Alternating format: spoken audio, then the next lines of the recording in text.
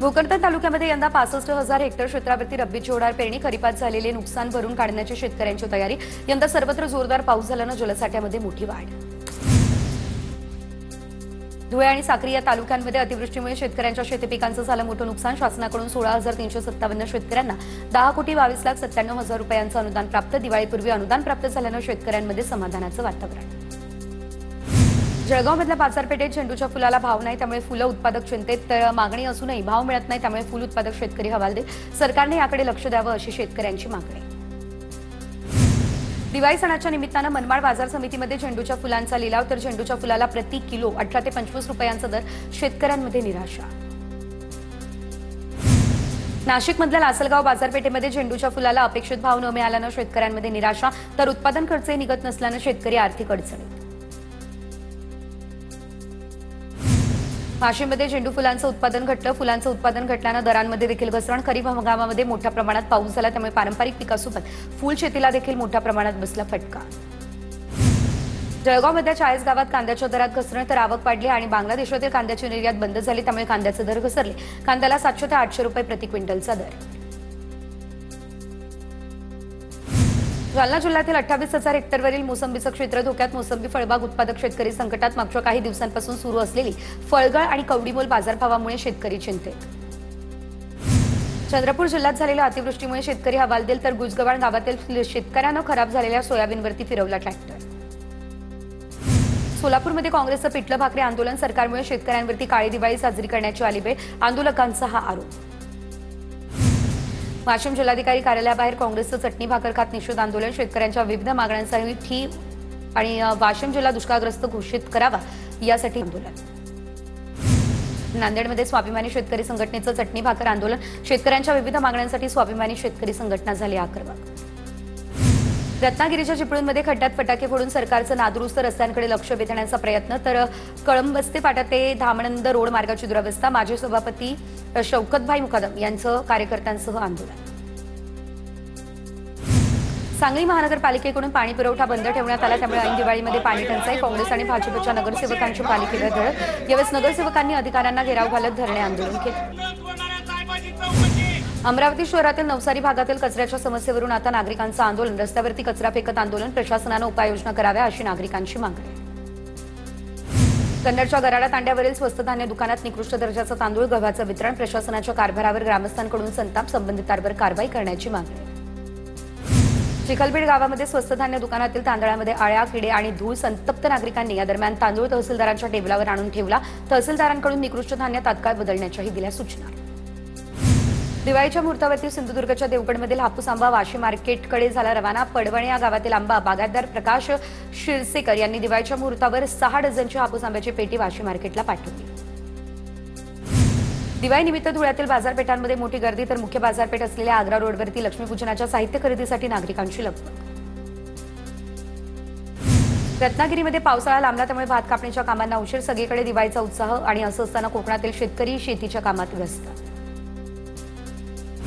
दिवाळीच्या पहिल्या दिवशी कोल्हापूरच्या अंबाबाई मंदिरामध्ये विशेष पूजा। नरक चतुर्दशी निमित्त देवीची नरकासुराचा वध करणाऱ्या रूपात बांधली अलंकार पूजा। कोल्हापूरमधील अंबाबाई मंदिरामध्ये आजपासून काकडा सोहळ्याला सुरुवात। पुढील 15 दिवस दररोज पहाटे काकडा सोहळा होणार। मंदिरात भाविकांची मोठी गर्दी। तुळजापुरात तुळजाभवानी मंदिरामध्ये आता दिवाळीनिमित्त भाविकांची गर्दी। भाविकांची गैरसोय होऊ नये यासाठी मंदिर 22 तास खुलं ठेवण्याचाही निर्णय। तुळजापूर या ठिकाणी उभारण्यात येणाऱ्या शिवभवानी शिल्पचे मॉडेल अंतिम टप्प्यामध्ये। राज्याच्या कला संचालनालयाकडून 14 पैकी 5 मूर्तींची निवड करण्यात आली। निवडलेल्या मूर्तींची शिल्पकला, प्राचीन इतिहास संशोधन आणि धार्मिक क्षेत्रातील तज्ज्ञांच्या समितीकडून पाहणी होणार। नांदेडच्या शाही तख्त स्नानाने सचखंड गुरुद्वारामध्ये दिवाळी सणाला झाली सुरुवात। देश-विदेशातून शीख भाविक नांदेडमध्ये दाखल। सिंधुदुर्गात दिवाळी सणानिमित्त नरकासूर स्पर्धांचं आयोजन। या स्पर्धांमध्ये नरकासुराचे प्रतिकात्मक दहन। आमदार निलेश राणे यांनी जिल्हास्तरीय नरकासूर वध स्पर्धेचं केलं आयोजन। जिल्ह्यातून 16 संघांचा स्पर्धेमध्ये सहभाग। कोल्हापूरमध्ये मोठ्या किल्ल्यांची प्रतिकृती बनवण्याची परंपरा आजही कायम। कोल्हापूरमधील 60 मारी फ्रेंड सर्कलने बनवल्या किल्ल्यांच्या प्रतिकृती। यावर्षी 60 मारी फ्रेंड सर्कलने प्रतापगड किल्ल्याची प्रतिकृती साकारली। मंचरमधील 5 महिलांनी आता दिवाळी फराळाच्या माध्यमातून 500 महिलांना रोजगार उपलब्ध करून दिला, त्यामुळे ग्रामीण महिलांच्या चेहऱ्यावरती समाधान। नाशिकमधील सप्तशृंगी मंदिर 22 ऑक्टोबर ते 6 नोव्हेंबर पर्यंत रात्री 12 वाजेपर्यंत राहणार खुलं, तर दिवाळी निमित्त भाविकांची होणारी गर्दी लक्षात घेता मंदिर प्रशासनाचा हा महत्त्वाचा निर्णय. नंदुरबार जिल्ह्यातील प्रकाशा या ठिकाणी तापी नदीकाठी महाआरतीचं आयोजन, तर आमदार विजयकुमार गावित यांच्या हस्ते महाआरती. 11,000 दिव्यांनी परिसर केला उजळून. धुळे जिल्ह्यातील जलप्रकल्पांमध्ये 92% जलसाठा, 12 मध्यम प्रकल्पांमध्ये 94% तर 45 लघु प्रकल्पांमध्ये 88% जलसाठा. शेवटच्या महिन्यात झालेल्या पावसामुळे जिल्ह्यातील सर्व प्रकल्प 100% भरले. पुण्याच्या मावळ तालुक्यातील तळेगाव दाभाडे नगर परिषदेच्या प्रशासकीय इमारतीचं उपमुख्यमंत्री अजित पवार यांच्या हस्ते उद्घाटन. पंकजा मुंडे, मुरलीधर मोहोळ यांच्या उपस्थितीमध्ये उद्घाटन संपन्न. भंडाऱ्याच्या लाखनीमध्ये विद्यार्थ्यांनी दिला पर्यावरणपूरक दिवाळी साजरी करण्याचा संदेश. ग्रीन फ्रेंड्स नेचर क्लबचा हा उपक्रम. राज्यात लवकरच 1,700 पदांसाठी तलाठी भरती होणार. पदभरती संदर्भात शासनाकडून प्रक्रिया सुरू करण्यात आल्याची मंत्री बावनकुळे यांची माहिती. गोंदियामध्ये माजी वित्तमंत्री महादेवराव शिवनकर यांचं वृद्धापकाळानं निधन. मनोहर जोशी मुख्यमंत्री असताना शिवनकर यांनी सांभाळला होता जलसंपदा आणि वित्तमंत्रीपदाचं कामकाज. जनसंघापासून राजकारणात होते ते कार्यरत. धनंजय मुंडे यांचं रेल्वेमंत्री अश्विनी वैष्णव यांना पत्र. परळी ते मुंबई अमृत भारत लातूर एक्सप्रेस सुरू करण्याची पत्रातून केली मागणी. नागरिक आणि भाविकांच्या सोयीसाठी परळीमधून रेल्वे सुरू करण्याचीही मागणी.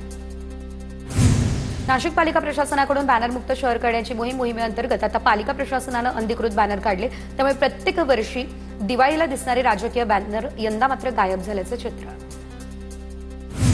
मित्रासोबत झाडाखाली गप्पा मारत बसलेल्या तरुणीवरती तिघांचा सामूहिक अत्याचार. परभणीच्या जिंतूर तालुक्यातील भोगाव देवी संस्थान इटोल या ठिकाणी घडली ही धक्कादायक घटना.